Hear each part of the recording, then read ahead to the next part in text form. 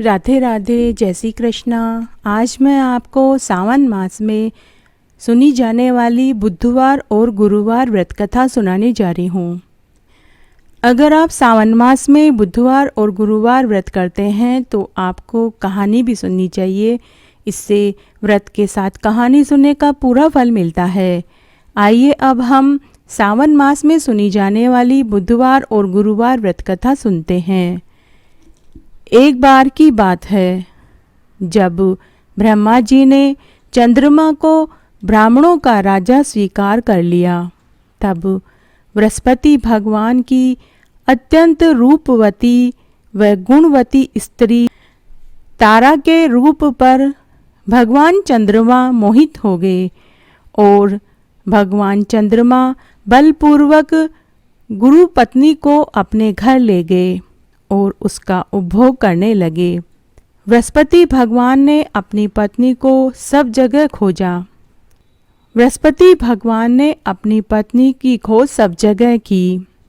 उधर तारा के एक बहुत सुंदर पुत्र पैदा हुआ जो बुध के नाम से प्रसिद्ध हुआ। बृहस्पति जी अपनी पत्नी तारा को खोजते खोजते चंद्रमा के घर पहुँचे।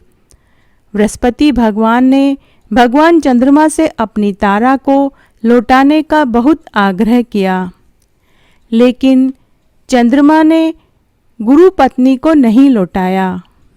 तब बृहस्पति जी देव सभा में पहुँचे और अपनी शिकायत देवराज इंद्र से कही कि हे देवराज इंद्र, चंद्रमा मेरी पत्नी को चुराकर ले गए हैं। आप चंद्रमा से मेरी पत्नी वापस दिलवाइए, अन्यथा चंद्रमा द्वारा किए गए पाप का दोष आपके ऊपर भी लगेगा, क्योंकि धर्मशास्त्र के अनुसार प्रजा द्वारा किया गया पाप राजा को ही लगता है। तब देवराज इंद्र ने सभी देवताओं की एक सभा बुलवाई और उनकी राय के अनुसार देवराज इंद्र ने चंद्रमा को सभा में बुलवाया और बृहस्पति जी की पत्नी लौटाने के लिए कहा। तब चंद्रमा ने कहा कि हे भगवान, मैं आपकी आज्ञा के अनुसार बृहस्पति की पत्नी को उन्हें लौटा दूंगा, लेकिन उससे जो मेरा पुत्र बुध पैदा हुआ है वो मैं नहीं दूंगा, क्योंकि वो मेरे ही अंश से उत्पन्न हुआ है। तब सभी देवतागण दुविधा में पड़ गए और विचार करने लगे कि सही बात तो तारा ही बता सकती है कि यह पुत्र किसके अंश से पैदा हुआ है। तब सभी देवताओं ने तारा से सच्चाई पूछी। तब तारा ने अपना सिर नीचे झुका लिया और लज्जा से बोली कि वह चंद्रमा का औरस पुत्र तथा बृहस्पति जी का क्षेत्रज पुत्र है। अर्थात इसका मतलब है कि तारा बृहस्पति जी की पत्नी है, लेकिन पुत्र चंद्रमा के अंश से पैदा हुआ है। तब देवताओं ने बुध बालक को चंद्रमा को दे दिया। तब बृहस्पति भगवान बहुत उदास हो गए। तब बृहस्पति जी भगवान की उदासी को देखकर देवताओं ने बृहस्पति भगवान से कहा कि यह बुध पुत्र चंद्रमा और बृहस्पति दोनों का ही पुत्र कहलाएगा। तब देवताओं ने वरदान दिया कि जो भी व्यक्ति सावन मास में बुधवार और बृहस्पतिवार दोनों का एक साथ पूजन करेंगे, नैवेद्य में दही और बात चढ़ाकर दोनों की मूर्तियां हिंडोले में रखकर पूजा करेंगे, तो वे दीर्घायु होंगे और सर्व गुण संपन्न होंगे। और यदि कोई कोष पर मूर्ति लिखकर पूजन करेगा तो उसके भंडार भर जाएंगे। रसोई घर में लिखने से व्यंजनों में वृद्धि होगी और देवालयों में लिखने से सभी देवी देवताओं का आशीर्वाद मिलेगा और धान्य घर में लिखने से धान्य की वृद्धि होगी। अगर कोई 7 साल तक लगातार यह व्रत करे और व्रत में उद्यापन करे और उद्यापन में पूरी रात भजन कीर्तन और जागरण में बिताएगा तो वह व्यक्ति सभी सुख सुविधाओं का भागीदार होगा और मरने पर बुद्ध लोक और वसुपति लोक का वासी होगा। साथ ही अगर वह व्यक्ति अच्छी हैसियत रखता है तो उन्हें स्वर्ण की प्रतिमा बना करके विधि पूर्वक पूजन करना चाहिए, हवन करना चाहिए। हवन में तिल, घी और खीर की आहुति देनी चाहिए। 7 वर्ष तक व्रत करने के बाद इसका उद्यापन करना चाहिए और उद्यापन में भगवान बुद्ध और भगवान गुरु की प्रतिमा बनाकर षोडशो उपचार से पूजन करना चाहिए। हवन में तिल, घी और खीर की आहुति देनी चाहिए और पीपल की समीधा बनाकर पूर्णाहुति करनी चाहिए। उद्यापन में मामा भांजे और ब्राह्मण को भोजन कराएं, उसके पश्चात ही स्वयं भोजन करें। इस प्रकार लगातार 7 वर्ष तक व्रत करने से सभी मनोरथ की पूर्ति होती है। इस व्रत में मामा और भांजा को उद्यापन में भोजन क्यों कराया जाता है, इसकी भी एक कथा है। वो इस प्रकार है। एक बार 2 ब्राह्मण युवक थे। वे आपस में रिश्ते में मामा और भांजे थे। वे दोनों भिक्षा मांगकर ही अपना जीवन निर्वाह कर रहे थे। एक समय की बात है, वो भिक्षा मांगते मांगते एक नगर में पहुँचे। उस नगर का नाम रत्नागिरी था। उन दोनों ने देखा कि नगर के सभी लोग सभी वारों का व्रत करते थे, लेकिन बुधवार व बृहस्पतिवार का कोई भी मनुष्य व्रत नहीं करता था। दोनों मामा भांजे को बहुत आश्चर्य हुआ।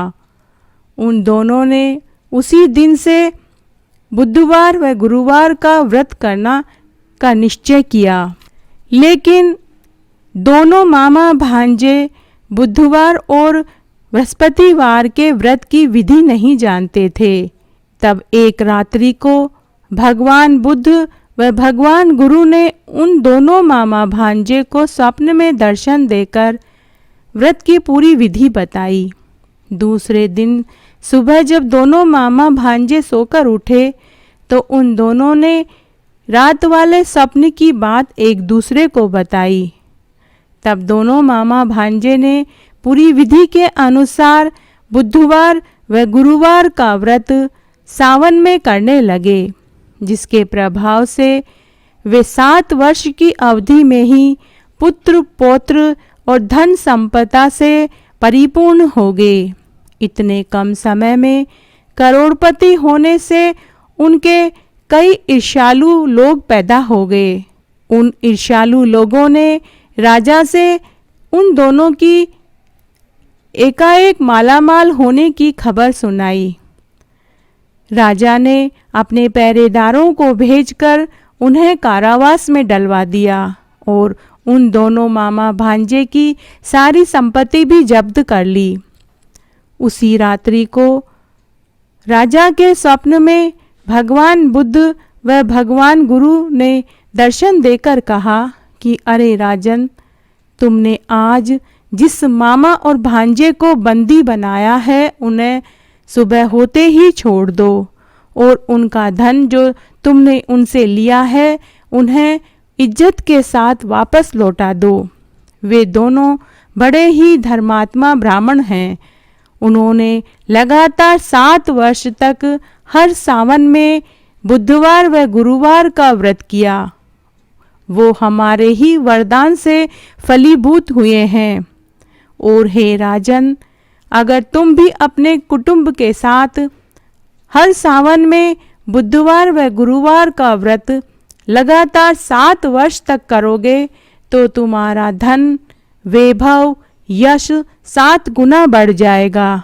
और इस व्रत का तुम जितना प्रचार और प्रसार करोगे उतना ही अधिक फल भी मिलेगा।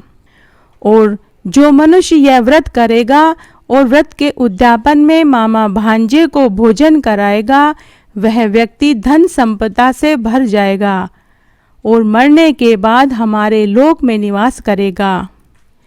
दूसरे दिन सुबह जब राजा सोकर उठे तो उन्होंने अपने स्वप्न वाली बात अपने सभी मंत्रियों को और अपने परिवार वालों को बताई।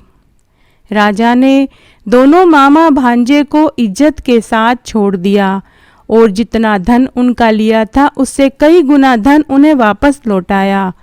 और राजा ने पूरी नगरी में ये ढिंढोरा पिटवा दिया कि सभी सावन के हर बुधवार व गुरुवार का व्रत करें और लगातार 7 वर्षों तक व्रत करने के बाद इसका उद्यापन करें। और उद्यापन में मामा भांजे को भोजन कराएं, ब्राह्मणों को भोजन कराएं और यज्ञ करें और दान करें।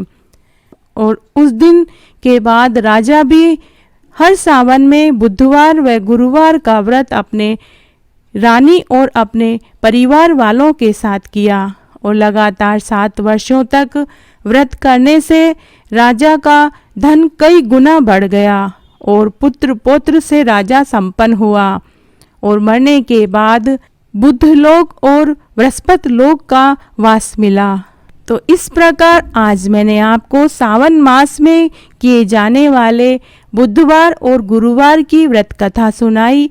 अगर आप सावन में बुधवार व गुरुवार का व्रत करते हैं तो आपको कथा जरूर सुननी चाहिए। इससे व्रत का कई गुना फल मिलता है। धन्यवाद।